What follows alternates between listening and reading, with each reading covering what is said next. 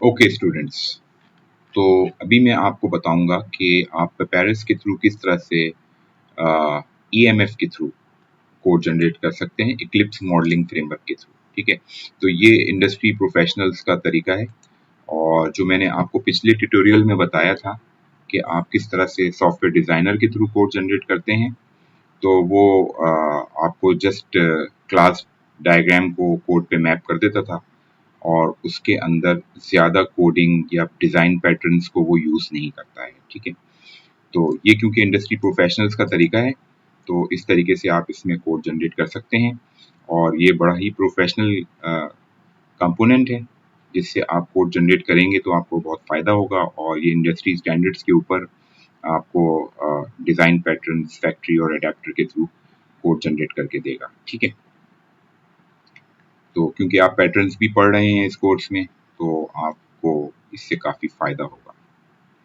तो आप जब भी क्लिप्स को पहली दफ़ा स्टार्ट करते हैं, तो ये माइक्रोसॉफ्ट डिफेंडर आपको कहता है कि आप जो है इसको एक्सक्लूड करवाएं, अदरवाइज ये हमेशा आपको स्टार्ट करने में जो है वो प्रॉब्लम देगा। ठीक है, तो आप इसको जो है एक्सक्लूड करके प्रोसीड कर देंगे।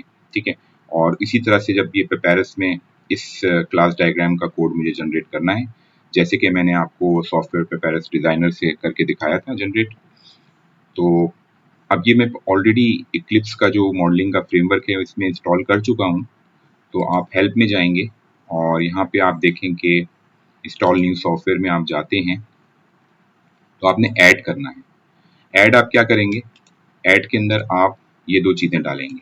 ठीक है, इक्लिप्स सिमरेल 2024-6, ये इसका नाम दे देंगे आप, या आप इस तरह से इसमें डाल देंगे।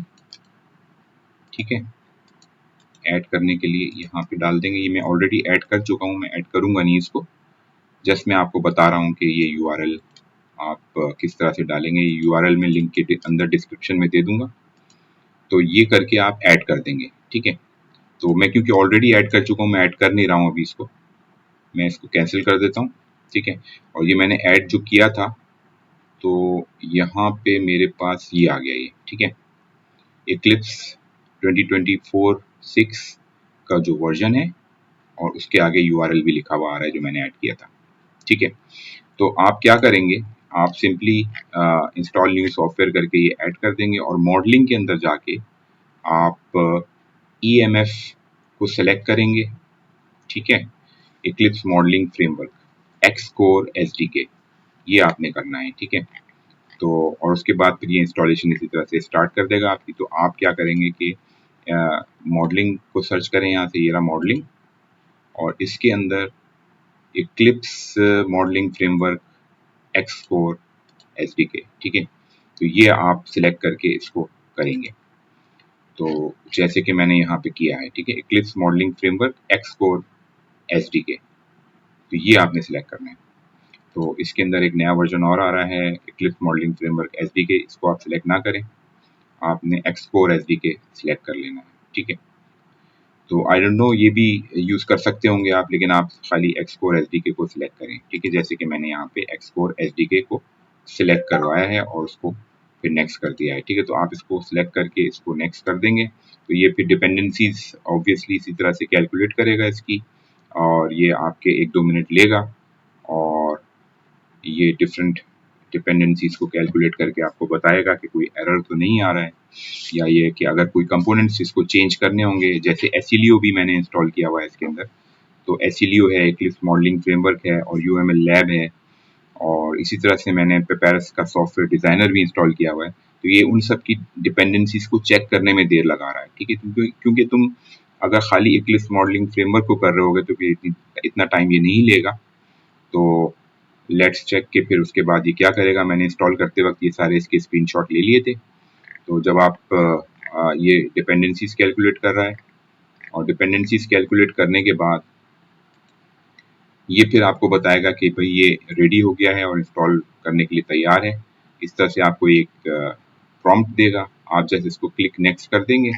नेक्स्ट करने के बाद अगेन ये आपसे फिर एक्सेप्ट करवाएगा सॉफ्टवेयर यूजर एग्रीमेंट को, आप जस्ट एक्सेप्ट कर दें और नेक्स्ट करेंगे तो ये फिर इंस्टॉलेशन शुरू कर देगा। ठीक है, और उसके बाद फिर ये आपको कहेगा कि इसको रीस्टार्ट कर दें।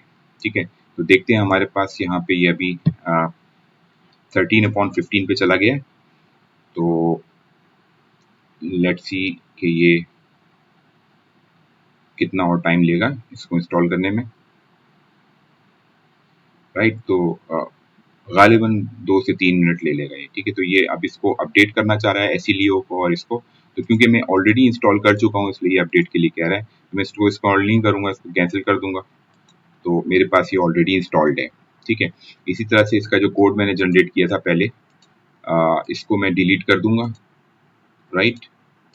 तो मैं क्या करूंगा कि इन तमाम फोल्डर्स को मैं अभी फिलहाल डिलीट कर देता हूँ ताकि इसको हम दोबारा से रीजनरेट करें। ये मैंने डिलीट कर दिया,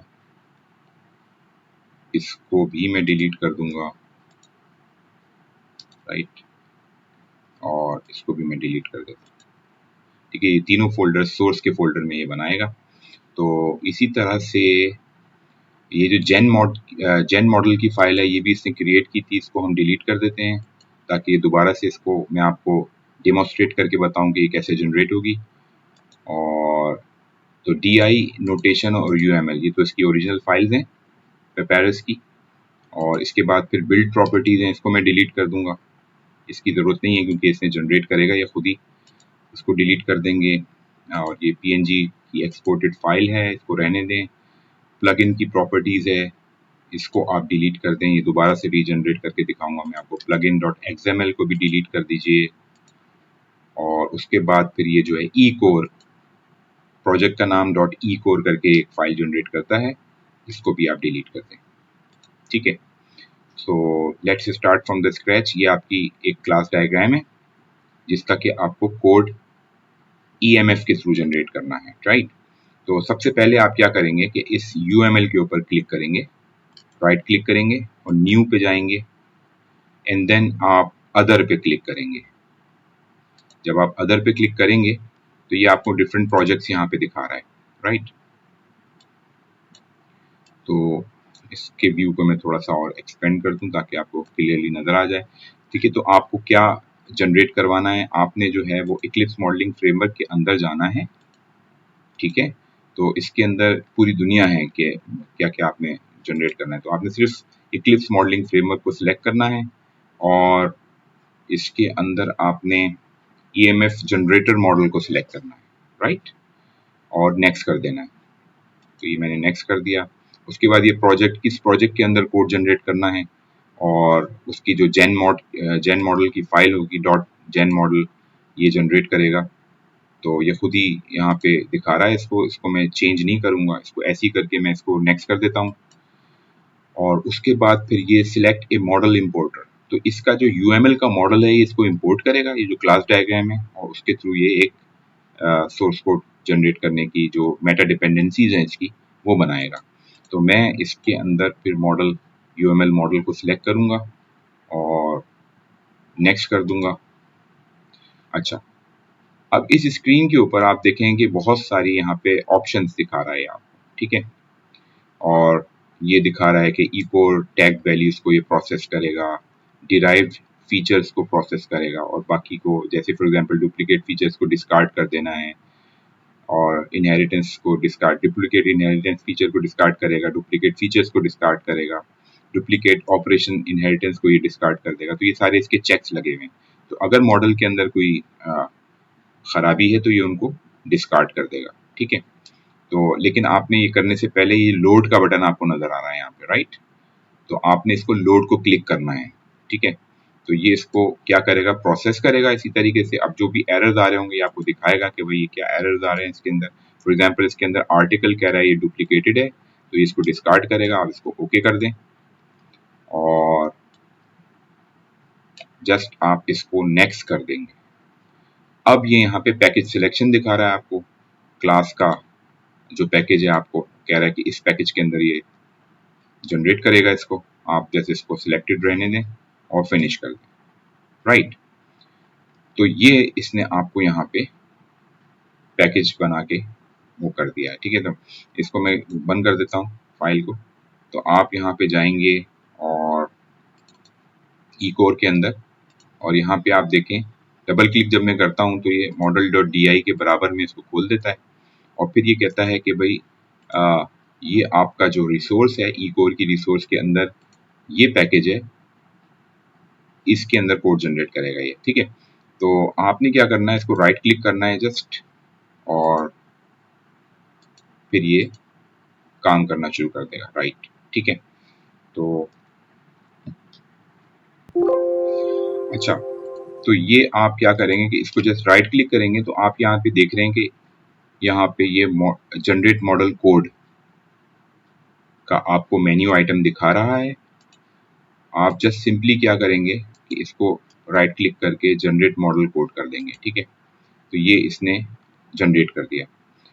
तो अब आप ये देखिए कि ये मेरी डायग्राम थी, इसमें वेब है, वेब पेज है, कैटेगरी है, आर्टिकल है और कैलेंडर है। ये क्लासेस मेरे पास हैं और इसने जो कोड जनरेट किया है इसी के अंदर सोर्स के फोल्डर में ये सारा कोड इसने जनरेट कर दिया है, ठीक है। आर्टिकल है, कैलेंडर, कैटेगरी, ये सारे सोर्स कोड इसने जनरेट कर दिए हैं। और मजे की बात यह है कि इसकी इम्प्लीमेंटेशन के फोल्डर में इसने फॉर एग्जांपल आर्टिकल इम्प्लीमेंटेशन पे आप जब क्लिक करेंगे तो आप ये देखें कि इसने इसको किस तरीके से इंटरफेसेस बनाए हैं, इसने आर्टिकल को इम्प्लीमेंट करवाया है। और यहाँ पे आप देखिए कि इसने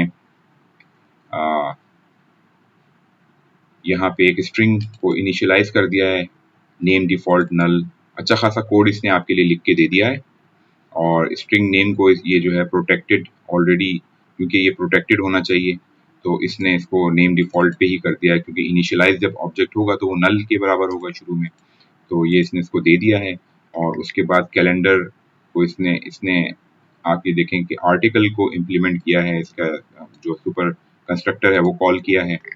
और उसके बाद फिर ये इसी तरह से आगे गेट नेम और इसका गेटर और सेटर जो है ना, अब फॉर एग्जांपल सेट नेम के अंदर ये क्या कर रहा है कि ओल्ड नेम यहाँ पे ले आएगा और वगैरह वगैरह। और नोटिफिकेशन अगर रिक्वायर्ड होगी तो ऑलरेडी ये जो आर्टिकल का नेम सेट करते वक्त नोटिफाई भी करेगा, तो नोटिफिकेशन का पैटर्न भी इसने यूज किया है, ठीक है। तो इसी तरह से ये सारा कोड आपको जो है नोटिफिकेशन का भी, ऑब्जर्वर पैटर्न का भी आपको यहाँ पे दे रहा है, ठीक है। और इसी तरह से फिर ये कैलेंडर को भी इसने जो है ना क्रिएट करते वक्त इसने क्या किया है कि इसने जो है ना ऑब्जेक्ट से इसको क्रिएट करवाया है, खुद क्रिएट नहीं किया है। तो क्लाइंट खुद क्रिएट नहीं करता है इसको। तो इस तरीके से इसने सारा कोड यहाँ पे लिख दिया है। अगर आप यहाँ पे देखेंगे कैलेंडर की इम्प्लीमेंटेशन में देखता हूँ फॉर एग्जांपल, तो कैलेंडर की इम्प्लीमेंटेशन में भी इसने यही सारे काम किए हैं।